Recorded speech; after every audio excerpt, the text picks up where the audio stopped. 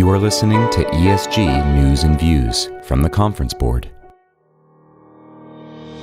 ESG News and Views is the Conference Board ESG Center's podcast channel, providing compelling, in-depth interviews with ESG influencers and timely updates on hot-button environmental, social, and governance topics.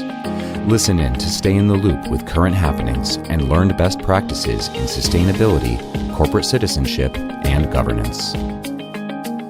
Welcome to ESG News and Views, a podcast series from the Conference Board, an independent, nonpartisan think tank.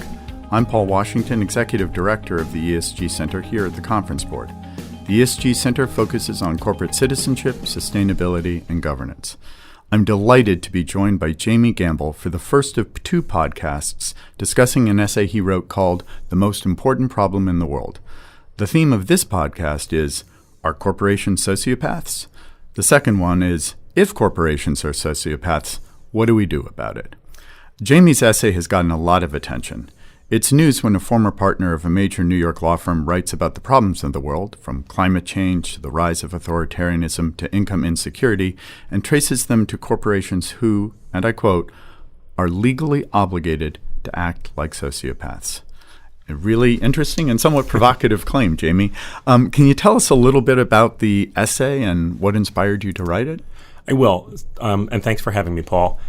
So the essay starts really from the perspective that corporations are important members of our communities. Whether you like or don't like the legal fiction that we talk about sometimes of corporations as people, there's no way to deny the fact that corporations are members of our community. Most of us interact with corporate entities as often as we interact with actual people. If you think about the grocery store, your cell phone provider, the car you drive, virtually everything you do in some form or fashion touches on some sort of corporate entity. And corporations are incredibly powerful members of our community because they command enormous resources, they employ people, they have huge footprints. So what they do matters. And the headline, as you say, is that the corporation is legally obligated to act like a sociopath. And let me unpack the word a little bit, because I used the word advisedly, but I also used it because I think it's correct. And it's correct in this sense, not because it's evil. Don't think about the television procedural where they're tracking the serial killer. That's not the sociopath we're talking. It's not a sociopath in the context that I'm talking about it. What I mean is that the law obligates the senior management and the board of a company to maximize economic value of the firm.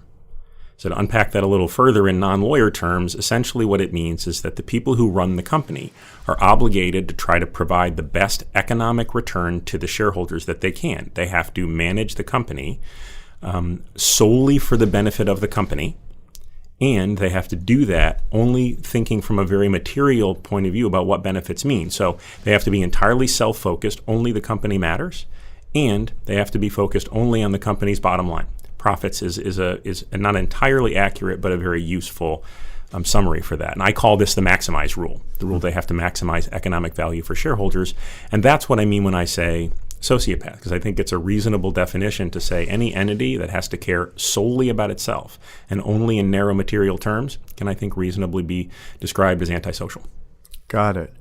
So let me ask you a little bit about your idea that the law actually requires companies to focus only on economic value. I mean, there are people in light of, and we'll get to it later, about the Business Roundtable statement who have said, on the statement of a corporation, who have said, well, actually, it's okay for corporations to care about their not only their shareholders, but their customers, their employees, their communities, as long as it links back to long-term shareholder value. So doesn't that, I mean, it still says that they've got to care about shareholder value, but it's in the long run. So doesn't that give corporations some degree of latitude in how they behave so that they can, at least in the short and medium term, be taking actions that benefit these other constituencies that are sensitive to other needs besides economic needs of their shareholders? So the law, in my view, does obligate the company to maximize shareholder value. I think what you've described is true in the way a great many people in corporate America think about the rules. That is, I don't think most CEOs wake up, and in fact, I know most of them don't wake up every morning and think, I have to maximize economic value for the shareholders. I'm sure many of them, and I've talked to a number of them since the article came out, think a great deal about how do I improve the lives and the skill sets of my employees? How do I affect the customers our customers? How do I affect the communities in which we operate? I think people think about it, and I think they think about it in the context of long-term value. It's really important to me when I talk about the entity of the corporation being a sociopath. It's not the people who run them. Right. I spent a long time as a corporate lawyer in boardrooms advising people who do this work, and my experience of them is that they are by and large like any other group of people, which is they want to do a good job at work, they want to feel respected for it, they want to be able to support their families, and if they're able, they'd like to make the world a little bit better place before they leave. Mm-hmm. I think the issue is really exactly what you described, which is they can think about all those other stakeholders, but those stakeholders are instrumental. In the end, it has to trace back to something that produces economic value for the shareholders. And while I have had a number of people respond to me and say, well, that's really just how we operate the company now, or those who say that's how companies tend to operate when they're operated well. And I'm sure that it's true that often socially responsible values align with shareholder interests. And that's great. We should encourage that whenever we can. But it's also not true all the time. And exhibit A for that is the world. Right? Climate change is happening. It's there, it's real. We know that it's there, and we know that we know that it's expected to cost, just in dollar terms, trillions of dollars at this point. Income inequality and insecurity are real. They're happening. And it's, I think, impossible to imagine that the way corporations are operated don't play a very significant role in staggering amounts of income inequality and income insecurity and the negative things that they create, which include mass migration, which include the authoritarian backlash to both mass migration and income insecurity, which we're seeing now as creating a huge number of problems in the world. I'm not saying corporations are the only cause, but I am saying they're an important part of the problem. Got it. So let me ask you about corporations and all the other sort of actors out there. And you've chosen to focus on corporations. And you make a case that in your essay about corporations, and you've already talked about this a little bit, affecting all of us. But why focus on corporations? Is it because of your background as a corporate lawyer, or what caused you to really focus on companies? So this goes a little bit to the inspiration question, which I can't actually answer, but I will sort of answer with a story after I actually answer your question. Okay. So why focus on corporations? To some extent, I'm sure that whether I know it, whether I'm willing to admit it or not, and I suppose I am, I'm sure that part of it has to do with the fact that I'm a corporate lawyer by training. It's where my experience lies, and it's the famous hammer problem. If the tool you have is a hammer, every problem starts to look like a nail. Mm-hmm. So I acknowledge that. And despite the fact that I acknowledge it, I would also say, please, if you're listening to this, don't write off the argument as a result. Listen to the argument and see if it is consistent with the way you understand with the world, if it resonates with you. So why corporations really is because corporations are powerful and they have reach. So affecting the way they behave will affect the world. The second point of 3 is that corporations are our creation. We made them. We create and write the rules by which they operate, which means we can change the rules. It's a lot harder to do that in sort of deeper social issues. It's really hard to look at race, for example, and say, well, we can just change the rules and fix the way people feel about race or faith or other issues of prejudice that also trouble the world greatly. Corporations we can actually fix. There's something we can do about it. And I think those are really the two critical points as to why focus on corporations. So I'll tell the story, and then I think I want to get back to some part of the question as I think you and I framed it in discussion. I'm not even sure if it came out here, which is the idea of bad guys or bad actors, and why not focus on other bad actors, right? So I think the story is this. I don't really know why I wrote the essay at the particular time that I wrote it. The truth is that I have one of the things I did after I stopped practicing law full time, which was a while ago now, is to write a novel. And as I was working on the novel, I came to a point where I kind of needed a break from the novel writing, and I wanted to keep the writing habit going. So I thought, all right, I'm going to write an essay. And what I actually did was repurpose a part of the novel, which is in the novel, this this discussion happens because a precocious daughter finds notes from her mom describing the corporation that she worked for as a sociopath in much the way that I do, and her mom was a corporate lawyer. And so she asks her mom, if you thought this entity you worked for was like a sociopath and it was so powerful, why did you continue to work there and enable it for so long? Which is a conversation between a mother and a daughter about some important stuff in their lives. I repurposed that into an essay here to sort of flesh out that argument and think through it. So I don't know what the inspiration is, but that's the story. Got it. So the bad actor point does arise a little bit out of this, I suppose, which is, there are so many places you could look for things that need change and reform in the world. Why look particularly here? Again, as I've said, it's because they're powerful and there's a way to make change here. But I also think that the bad actor framework is the wrong frame to look at it, or it's not the most helpful frame to look at it. Because what it does is it sort of works off an underlying assumption that the system as designed would be fine. It's just there are bad actors who are messing things up for everybody. And if we could just get rid of the bad actors, it would all work. Right. And you're suggesting that they're actually good actors, but there's something wrong with this. The system is wrong. It's not the people, it's the system. And I think the issue is that the system's actually doing pretty much what it's designed for. So you can't look at it and say, well, if we only got rid of the bad actors, everything would work out fine, because the system's giving us pretty much what we're asking it to give us. What we need to do is ask it to give us something else. Got it. And I guess another reason why you may be focusing on corporations, it comes through your essay. It's not only that they're powerful and that they're our creations, but that the values that corporations represent actually affect all of their interactions with the rest of us. So we start to actually ourselves behave a little bit as companies do. I don't know if you want to talk about that. I think that's actually the reason that I think, and I have this sort of focused on the fix part of it, which we're going to talk about a little later, but the reason I think this is, as I describe it in the essay, the most important problem in the world is not really because of the direct effects of corporations, as important as I think those are. It's because I do think that the maximize rule, the idea that it's not only natural but right to seek maximum benefit for yourself, that somehow the Adam Smith's invisible hand will then reach in and turn it all to the public good. That idea that it's justified it causes that selfishness to bleed into the way real people act and operate and think amongst each other. And that's bad. The increase in selfishness, the increased feeling of atomization of people in the world, I think that actually at root is the most important problem in the world, because it means sort of the rise of fear over trust. And in the way I think about the world, the ascendance of fear over trust is the worst thing that can happen to us. Got it.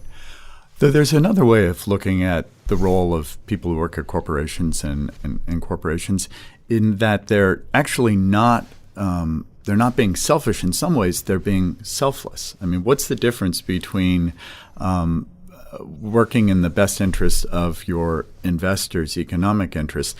That could be viewed as selfish, but it can also be viewed as selfless. That's the very definition, in some ways, of being a fiduciary.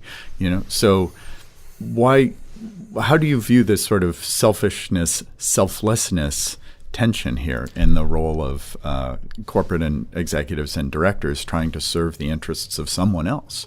So this is a really good question, and I think the fiduciary issue, the truth is the difference between a fiduciary and a sociopath, as we've written the rules right now and as I've defined it, is virtually nothing. Right? That the job actually is to maximize the return to your client. If you're a fiduciary, if you were thinking of it as an investment manager, that would be your job. What's the most money I can get back from my client through my investment structures?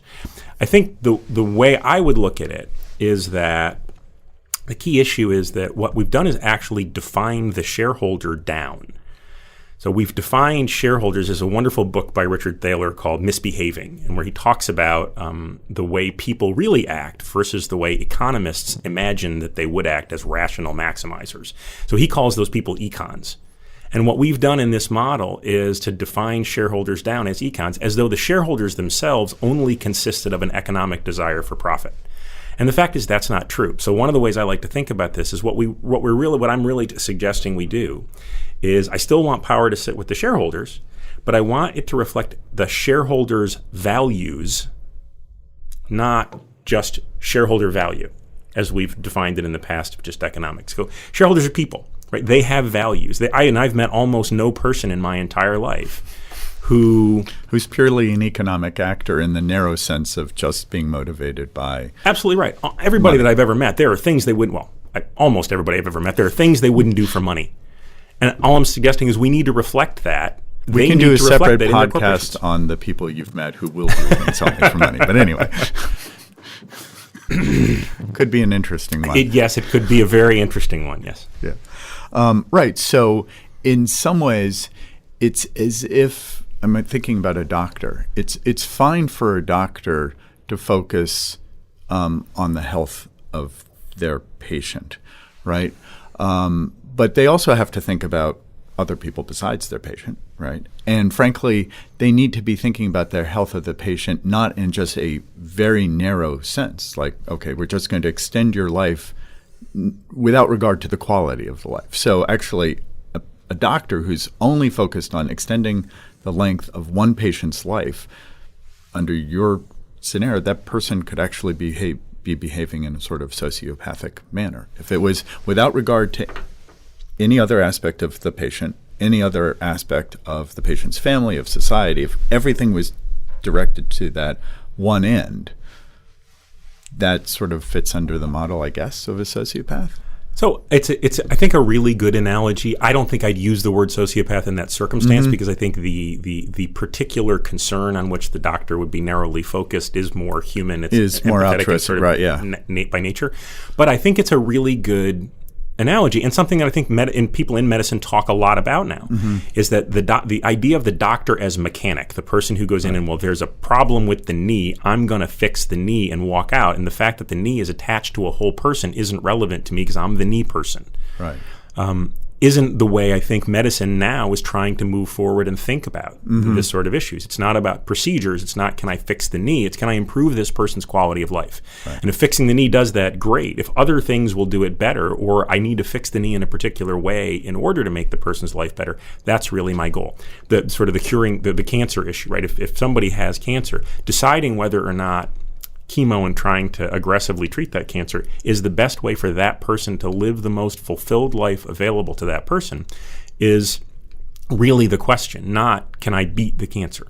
Right. So you may not call it sociopathic. You may just call it unethical or certainly not holistic. Not holistic. Yeah. I think not other-centric, which is, I think, a way I sometimes like to think about this, is we need to be more other-centric as opposed to self-centric. Right. Other-centric and, as you suggested, thinking broadly about the other, not narrowly about the other. Yes, absolutely. Those two things sort of go hand in hand. So look, in the next session, we're going to talk about your proposed solution and how do we realign the rules so that corporations are focused on others and on others more broadly, not just in a narrow financial sense. But let me ask you in the meanwhile, what did you think about the BRT statement on the purpose of a corporation, which came out in August of 2019, and other efforts that you can call them inclusive capitalism, stakeholder capitalism, and so forth? What do you think about some of these other efforts that are out there right now to sort of broaden the purpose or mission of corporations? I think they're great. So I think there are groups like B Labs and the Benefit Corporation movement. There are others who have done a great deal. There's a relatively new entity called the Long-Term Stock Exchange that are really looking practically at how to engage with this issue in a really practical way. And I think they're great, and some of them have been at it a lot longer than I've been talking about this. So I'm sort of joining their party, not the other way around. I think the Business Roundtable statement I'll address separately because I think it's really important and I think it's great. It states an aspiration and a clear aspiration from the leading organization that represents chief executive officers in America, and it's physically signed by 180 some of them. It's a terrific thing. It's an aspiration. And as anybody as I know you have, who's been in a large entity, it takes execution is a lot harder than aspiration. And so the question is, how do you execute on that idea that we should care about stakeholders? And that's complicated and hard. And I think letting the voices of the people who actually have to do the work be heard, getting those voices out is really important. I think that's one of the things I'm trying to do now in the aftermath of the article. I spent a lot of time talking to a lot of people who are very interested in this issue.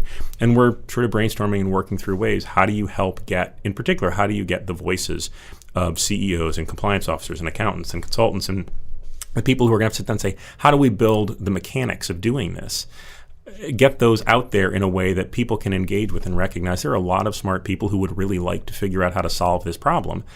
I genuinely believe we need to change the law to give them the scope to do it. And I think if we change the law to give them the scope to do it and also give them the push to do it, I think it will happen. One of the other really good reasons to focus solutions on changing the ground business walks on is business is dynamic.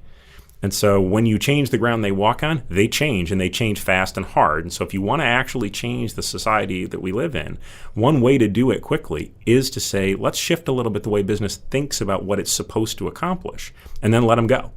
Right. And it'll change things. Changing the landscape. So Yeah. we'll talk about your ideas about changing the landscape, the legal framework, and so forth in the next podcast. But we're going to have to stop here. Look, this has just been a great conversation, Jamie. Thank you very much. And thank you all for listening. Please look for our second podcast, which will focus on solutions in this area. And you can find this program and others from the Conference Board on conference-board.org/podcasts. And you can find it as well on Apple Podcasts, Google Podcasts, Spotify, and many others. Thank you again, Jamie. And thanks again, everyone, for listening. I'm Paul Washington with the Conference Board. This has been ESG News and Views from the Conference Board.